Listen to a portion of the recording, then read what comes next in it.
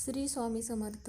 तर अमावस्येच्या दिवशी एक दिवा आपल्याला प्रज्वलित करायचा आहे. आता आपल्या घरामध्ये कितीही कठीण पितृदोष असेल तर तुम्ही प्रत्येक अमावस्येला असा एक दिवा जर प्रज्वलित केला तर आपल्या घरातील कोणतेही दोष, अडचणी, पितृदोष असतील, वास्तुदोष असेल तर मग दूर होतो. तर त्यासाठी आपल्याला काय करायचं आहे, एक पंती घ्यायची आहे.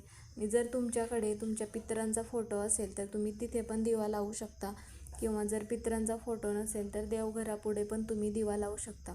पंती घेतल्यानंतर मग पंतीमध्ये तिळाचे किंवा मोहरीचे तेल टाकायचं आहे आणि मग तो दिवा प्रज्वलित करायचा आहे. दिवा प्रज्वलित करत असताना दिव्याचं तोंड दक्षिण दिशेकडे करायचं आहे, कारण की अमावस्येच्या दिवशी पितरांचा वास दक्षिण दिशेकडे असतो असे म्हटले जाते. म्हणून मग प्रत्येक अमावस्येला तुम्ही दक्षिण दिशेकडे तोंड करून एक दिवा लावायचा आहे आणि दिव्यामध्ये थोडेसे काळे तीळ टाकायचे आहे. आणि तुम्हाला तुमच्या पूर्वजांचं नाव माहिती असेल तर नामस्मरण करायचं आहे, किंवा ओम पितृदेवताय नमः असं नामस्मरण करायचं आहे.